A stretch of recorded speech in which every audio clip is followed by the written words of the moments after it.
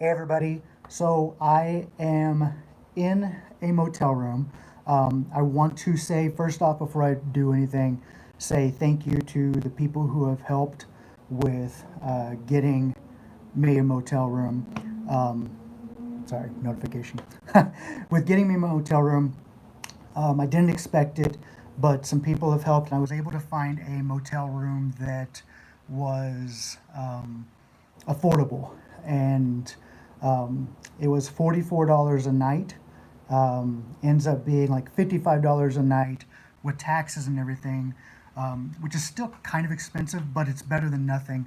And so I was able, because a couple of people have been able to help, I was able to get a motel room for 2 nights. I'll be here until Sunday. So I'm super thankful for that.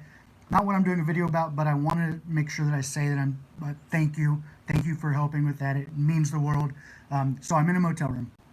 I wanted to kind of tell some stories. Easter is coming up, and I know that a lot of people would usually celebrate Easter and won't be able to celebrate it, at least not in the same way this year. So I wanted to tell stories from the past, from my past with Easter and how I've celebrated. And like I said, I know a lot of people won't be able to do it the same this year, and you shouldn't do it the same this year. If you're used to going to gatherings or going to church for Easter, like we should not be doing that this year. We need to be social distancing and instead doing things that celebrate Easter. If you celebrate Easter, that celebrate Easter within your house, whether it be yourself just watching Easter movies or whatever, or family getting together and celebrating Easter. Um, when I was growing up, we would go to my grandpa and grandma's house and do a barbecue. And it was great. My grandpa would make steaks and hamburgers and hot dogs. My grandma would make like potato salad and some other things, and we'd make desserts and celebrate together. It was myself, my family, um, my sister, my cousins, aunts, uncles, everybody would get together and have a big Easter meal, and then do the normal like Easter egg hunt. We did like boiled eggs, and then there was like plastic eggs that had like candy and stuff in them, and some like loose change. It was like usually quarters or something.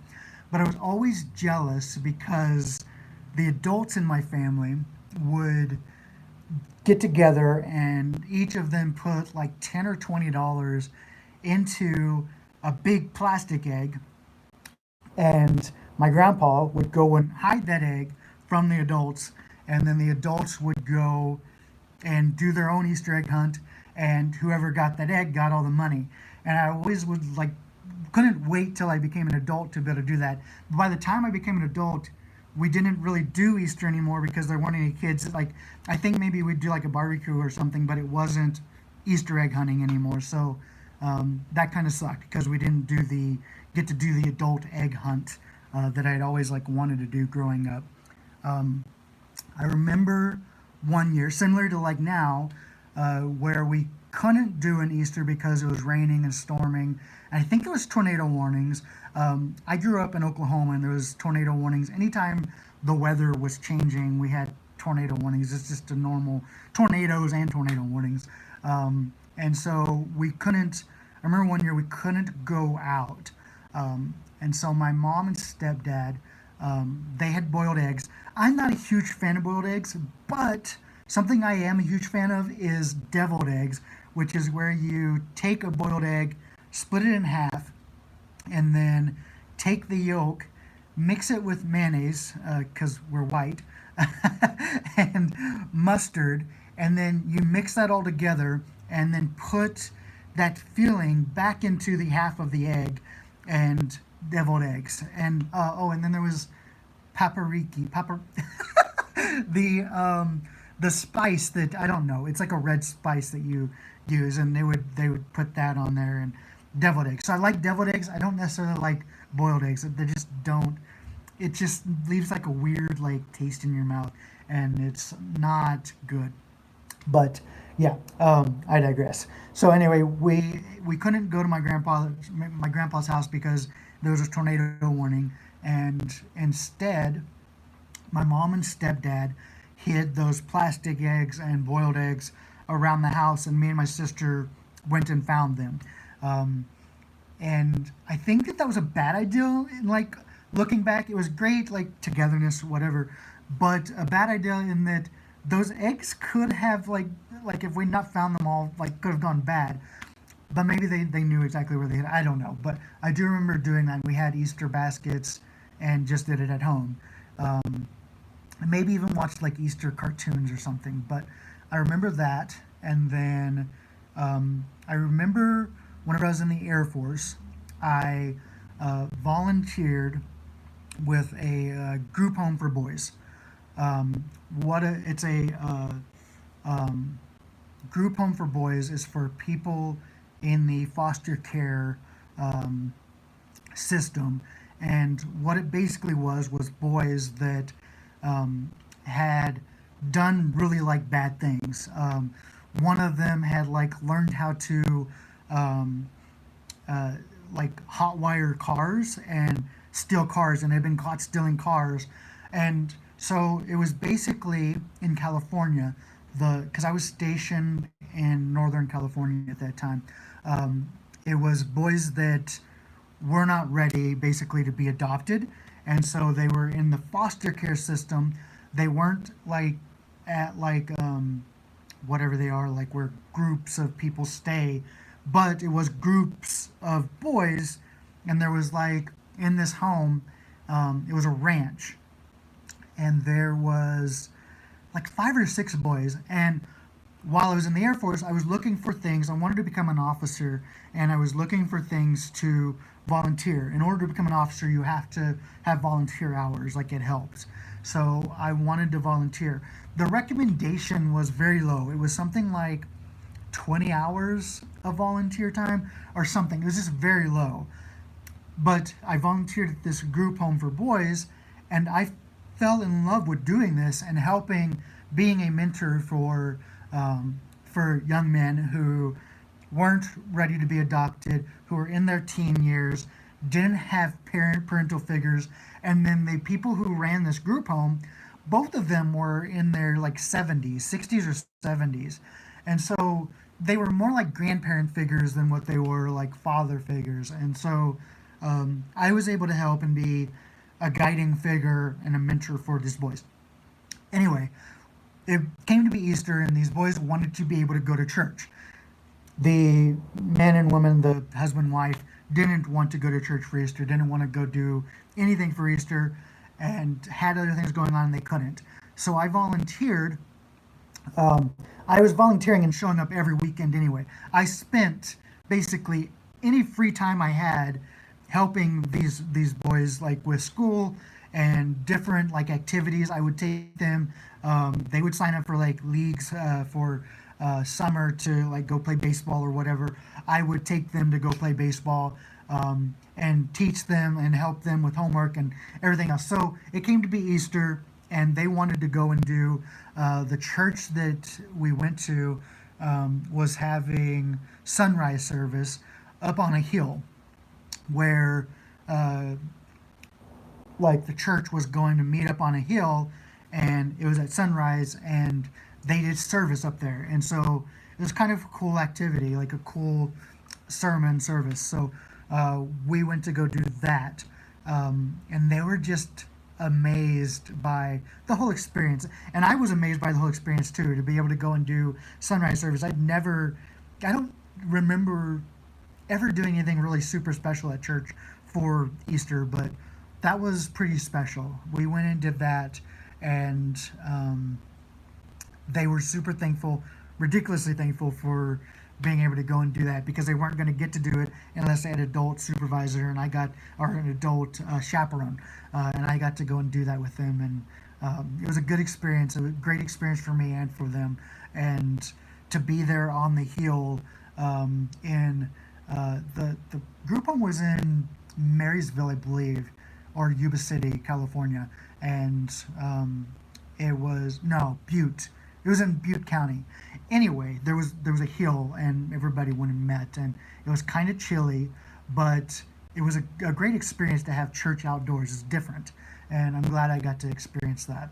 And then later on in life, the only time I've really celebrated Easter wasn't necessarily an Easter celebration, but I lived in California in West Hollywood. I lived in LA, not too far from West Hollywood, and I decided there was like talk about like gays going to celebrate Easter, and I wanted to see what that was about. And so I went to WeHo, West Hollywood, and it was wild. Like people were it was the middle of the day and people were drinking and having fun, and it was a celebration still. Maybe not like Easter, what people would usually consider Easter, but it was Easter in that a lot of guys my age and older, and sometimes younger, had been rejected and disowned by their families. And in a way, it wasn't rebellion, but in a way, it was still like we still have meaning and we still can get together as family and have a family celebration. Even if we aren't family by blood, we are family in that we love one another and we still support one another. We can get together and celebrate. And they did that. And I love that. And yeah, I think that's the only time I've gotten together and celebrated Easter since being a child. Getting to go and celebrate that with other gay men was pretty nice. It was nice. Um, so, yeah, those are my stories. Not too exciting, not too crazy or anything, but stories. And I think we need, right now, more than anything, we need distractions. And this helps me, probably more than it helps anybody else, because I've been like so like consumed with everything going on that I'm trying to find ways to step away and do storytelling. And after this video, I'm probably going, I need to run to the store. I need to get some bread and peanut butter because that's what I'm living off of right now. But it gives me a chance. I can walk to Walmart, get bread and peanut butter, and be out and still social distance. Be sure you're still social distancing. It's important. Even if you don't realize it, you're saving lives. Because once you sneeze or cough, like, and you're within the certain distance of somebody or them having that, and you may not even realize you have coronavirus or that you're carrying that with you, but you bring that back home and you can pass along to loved ones. And right now, we're trying to bring the curve down so that we aren't overwhelming hospitals, not just in America, in the world. And so everybody needs to do their part in social distance unless you are isolating with other people, then stay away from other people that you aren't isolating with. It's very important, and you may not realize it, but you're saving lives, and that's important right now because we don't want to overwhelm the hospitals. Because in Italy and even now in the U.S. And other parts of the country, they are having to make decisions on who gets to live and who doesn't because we don't have enough ventilators, we don't have enough supplies to be able to maintain and to be able to give people the quality service they need. And that's sad, but our part in that is to social distance and do our part so we're saving lives. You are saving lives by social distancing, so please continue to do that. But after this, I'm going to go to the store, which is going to help keep my mind off of everything going on. And then I think once I get back, I'm going to spend some time writing. I want to be able to write some stories and do some of that so that my mind isn't just consumed with everything going on. And you should do the same thing. And even if you are, isolating with other people, and that's great, spend some time alone. Have time alone. And if you aren't isolating with other people and you're alone, do things to keep your mind off of being alone. And so this video, doing this right now, helps me. I hope it helps you too, that you've been able to get distracted, even if they're just basic stories about Easter, whatever it is, find things that are distracting for you to keep your mind off of all of what's going on. Be safe, be healthy. I love you, and you mean the world. You matter. Your life, and even though, like right now with everything going on, you might not feel like you make a difference or you matter, but you do. Like you might not feel like you fit into everything that's going on, the craziness, but you do. You still matter. You still make a difference. Continue make a difference, do things that give you purpose, that make things worthwhile. It matters. You matter. Um, yeah, go wash your hands. As soon as this video is done, go wash your hands. We need to keep doing that. And be safe. Just be safe, folks. We're going to get through this. Together, we're going to get through this. Um, I know we can. I know we will. Okay, I'm going to go. I love you. I mentioned on Twitter, if you need someone to talk to, if you're feeling super alone, please reach out to in any of my direct messages, which Instagram or Twitter, they're open. Send me a direct message. You can follow me on either one. Instagram and Twitter are both a place called Jer. If you don't have either one and you need to send a message via email, my email is jer@aplacecalledjer.com. And I'd love to hear from you, and I'd love to talk to you and help with that, because I don't want anybody to feel alone right now. You shouldn't feel alone. So if you do feel alone, please reach out. Use my direct message and send me a message. I will get back to you as soon as I possibly can. You matter, and this matters, and you shouldn't feel alone in this. And if you do, we need to work to try to figure out how we can help that and prevent that. Okay, I'm going to go. I love you so much, and I'll talk to you soon. Hopefully tomorrow. Maybe we'll do another one tomorrow. All right, love you guys. Bye. Mwah.